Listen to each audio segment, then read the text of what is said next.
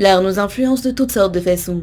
Quand on regarde un tableau, cela peut provoquer en nous un flux de pensées et d'émotions qui peuvent être très différentes les unes des autres, allant du rire aux pleurs. Mais il existe des tableaux réputés pour avoir un tout autre effet, un effet loin d'être rationnel. Ces œuvres-là sont considérées comme maudites et sont accusées d'avoir provoqué tout un tas de malheurs et de frayeurs, allant jusqu'à la mort de leur propriétaire. S'agit-il de sinistres coïncidences ou sont-ils réellement maudits? Nul ne peut le dire avec certitude, mais dans cette vidéo, je vais vous raconter leur histoire et vous laisser juger par vous-même.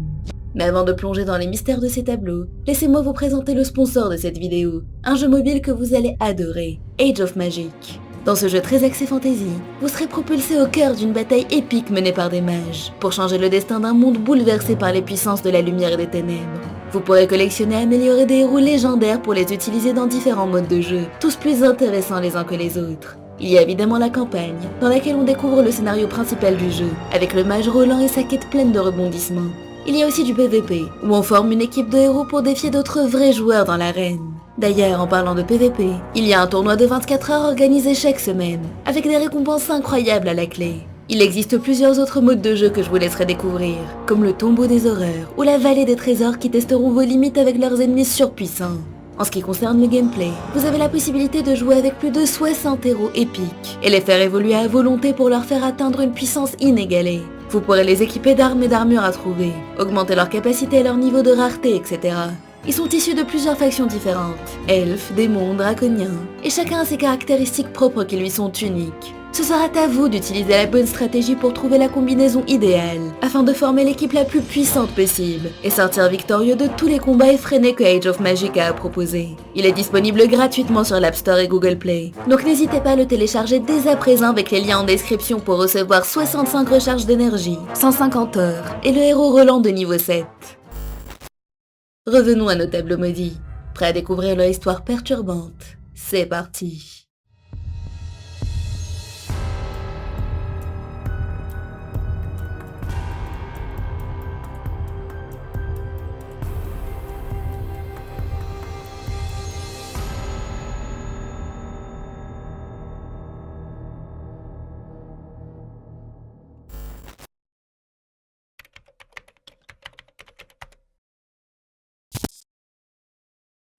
Ce tableau, surnommé le tableau maudit d'eBay, est une peinture réputée pour être l'une des plus hantées au monde. Elle représente un petit garçon d'aspect étrange, dégageant quelque chose de lugubre. À côté de lui se tient une poupée grandeur nature effrayante. Le duo suffit déjà à donner au tableau une ambiance inquiétante, mais c'est sans compter ce qui se trouve en arrière-plan. On y voit une porte vitrée contre laquelle des dizaines de petites mains sont pressées, des mains d'enfants de toute évidence. Le tableau a été peint par l'artiste Bill Stoneham en 1972. Et selon lui, le garçon est basé sur une photographie de lui-même à l'âge de 5 ans. La porte vitrée représente la frontière entre le monde éveillé et le monde des rêves et des possibilités. Quant à la poupée, c'est le guide qui escortera le garçon à travers cette frontière. Et les mains représentent des vies alternatives ou des possibilités. Le tableau a été exposé pour la première fois à la Feingarten Gallery de Beverly Hills en Californie, où il a été acheté par l'acteur John Marley, connu pour son rôle dans le film Le Parrain. Quelque temps après le décès de Marley, le tableau aurait été retrouvé dans une ancienne brasserie par un couple californien âgé, qui a fini par le mettre en vente sur eBay en 2000, avec une annonce qui est rapidement devenue virale et en a fait une légende urbaine. Selon le couple, la peinture était affligée d'une sorte de malédiction. Ils affirmaient que le petit garçon et sa poupée bougeaient durant la nuit, allant même parfois jusqu'à quitter la peinture et hanter la pièce dans laquelle elle était exposée. L'annonce comportait par ailleurs différentes photos du tableau, la plus connue d'entre elles montrant la poupée menaçant le garçon avec une arme à feu. L'annonce a rapidement fait le tour du net et a au total été vue plus de 30 000 fois. Différents articles et témoignages sont alors apparus. Certains internautes affirmant qu'ils se sentaient mal simplement en regardant des photos de la peinture, et certains seraient même tombés malades. Le tableau s'est finalement vendu à 1025 $ auprès de la Perception Gallery, dans le Michigan. La galerie d'art a par la suite contacté l'artiste Bill Stoneham et lui a fait part de toute l'histoire autour de la vente de son tableau sur eBay. Ce dernier a déclaré être surpris par cette prétendue malédiction, et les interprétations étranges faites sur sa peinture. Néanmoins, Stoneham s'est souvenu que le propriétaire de la galerie dans laquelle le tableau a été exposé pour la première fois, ainsi que le critique d'art qui l'a examiné sont décédés dans l'année suivant leur contact avec la peinture. 4 autres tableaux, représentant 2 séquelles, une préquelle et une suite, ont vu le jour. Ils sont visibles sur le site de Stoneham.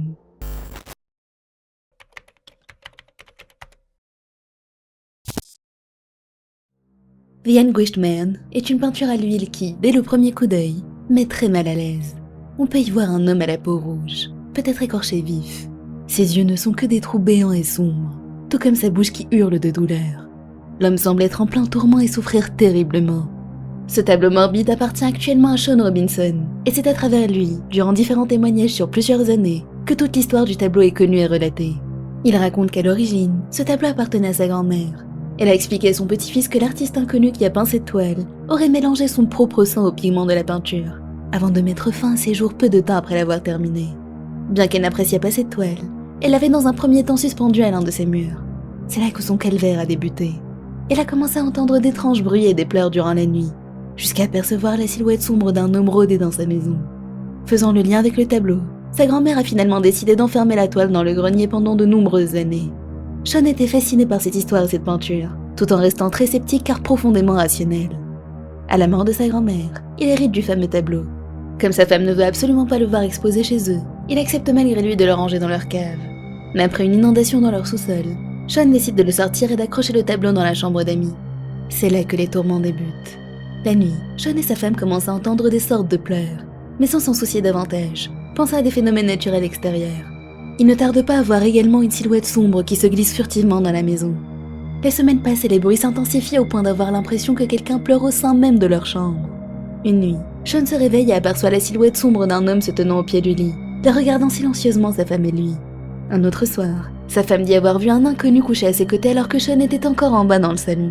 Sous son insistance, Sean finit par remettre la toile dans la cave, et plus rien ne se produisit dans la maison. Dorénavant persuadé que le tableau est hanté, il poste des vidéos de la peinture sur le net. Intrigué, certains internautes lui suggèrent de placer une caméra face au tableau pendant plusieurs heures, pour tenter d'enregistrer une éventuelle activité paranormale. Sean accepte l'idée et remonte le tableau dans la chambre d'amis, le pose sur le lit contre le mur, et installe un caméscope juste en face. Il filme ainsi 3 nuits consécutives. Au matin du premier jour, il a la surprise de retrouver la porte de la chambre fermée alors qu'il est persuadé de l'avoir laissée ouverte la veille au soir. Quand il regarde les images, il peut entendre des bruits extérieurs, mais aussi d'étranges sons dans la pièce où se trouve le tableau, comme des grattements ainsi qu'une forte détonation. Fort de cette première expérience, il recule la caméra pour avoir un angle de vue plus large du tableau et de la porte cette fois-ci. Il pense y voir le matin suivant que la porte est de nouveau fermée, et que les images montrent clairement la porte se refermer sans que personne ne soit présent. À cette heure tardive où tout le monde dormait, il n'y avait pas non plus de courant d'air. Sean arrête de filmer mais décide de laisser le tableau sur le lit de la chambre d'amis et d'observer les événements les jours suivants. Ainsi, un soir, Sean monte à l'étage et se retrouve entouré d'un étrange brouillard glacé, l'étourdissant jusqu'à disparaître aussi vite qu'il était apparu. Une autre fois, sa femme sent une main lui caresser les cheveux dans la salle de bain. Le couple a l'impression en outre d'être constamment observé. Sean commence alors à faire des cauchemars et à se sentir inexplicablement angoissé. Il finit par remettre son caméscope dans la chambre d'amis pendant plusieurs nuits. En passant des heures à étudier les images, il découvre de nouveaux phénomènes. Le plus parlant d'entre eux est le moment en pleine nuit où le tableau bascule inexplicablement tout seul, alors qu'il était posé de biais entre le lit et le mur. Quelques jours plus tard, un de ses fils trébuche dans les escaliers. Légèrement secoué, il avoue sous l'insistance de son père que quelque chose l'a violemment poussé. Sean prend alors conscience que cela devient dangereux pour sa famille et décide de redescendre la peinture à la cave. Comme la première fois, les manifestations s'arrêtent aussitôt. À ce jour, et malgré les nombreuses personnes souhaitant racheter le tableau, il est encore en possession de Sean Robinson, qui cherche toujours désespérément des réponses à ces étranges phénomènes.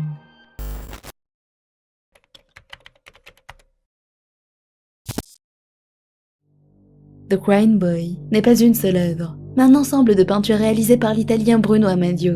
Après la Seconde Guerre mondiale, l'artiste décide de peindre une série de 27 portraits ayant pour sujet des enfants en larmes. Fort de leur succès commercial, les tableaux sont reproduits à plusieurs milliers d'exemplaires afin d'être diffusés à une plus large échelle, notamment au Royaume-Uni où de nombreux exemplaires sont vendus au cours des années 1970 et 1980. C'est à ce moment-là que les choses prennent une toute autre tournure, lorsque le journal The Sun, 4 ans après la mort de Bruno Amadio, publie un article sur une de ses peintures qui serait soi-disant maudite.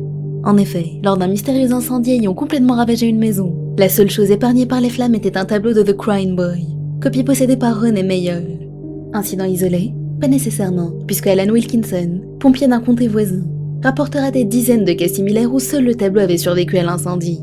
The Sun ne tarde pas à être inondé d'appels et de courriers de lecteurs horrifiés, craignant d'avoir été maudits en possédant une reproduction chez eux. Doraman, originaire de Mitcham, rapportait que sa maison avait été entièrement détruite par un incendie 6 mois après avoir acheté le tableau, et que seul ce dernier n'avait pas brûlé parmi toutes ses peintures. Une famille de Nottingham accusait de leur côté leur exemplaire d'avoir causé un incendie qui les avait laissés à la rue. Brian Parks, victime également d'un incendie dont la fumée a sérieusement intoxiqué sa famille, racontait qu'il a découvert sur le mur noirci de son salon sa copie de The Crying Boy encore intacte. Face à l'engouement engendré, The Sun convie ses lecteurs à leur envoyer leur copie du tableau afin de s'en débarrasser pour eux. Mais les copies récupérées atteignent un tel nombre, environ 2500 exemplaires, que le journal organise finalement le jour d'Halloween 1985, un immense bûcher en périphérie de Londres. Il existe plusieurs versions de l'histoire qui alimentent la légende du tableau maudit, la plus connue étant celle de Don Bonillo, un orphelin ayant vu périr ses parents dans un incendie. Accusé de porter malheur, le jeune garçon fut méprisé et chassé par les habitants de son village, l'accusant de provoquer des incendies partout où il restait. Il est finalement recueilli par Bruno Amadio qui l'utilise comme modèle en dépit des mises en garde de la population. Mais peu après, son atelier prend feu, ce qui incite le peintre à se séparer de l'enfant. À la fin des années 1970, Don Bonillo périt brûlé dans un accident de voiture, près de Barcelone, à l'âge de 19 ans.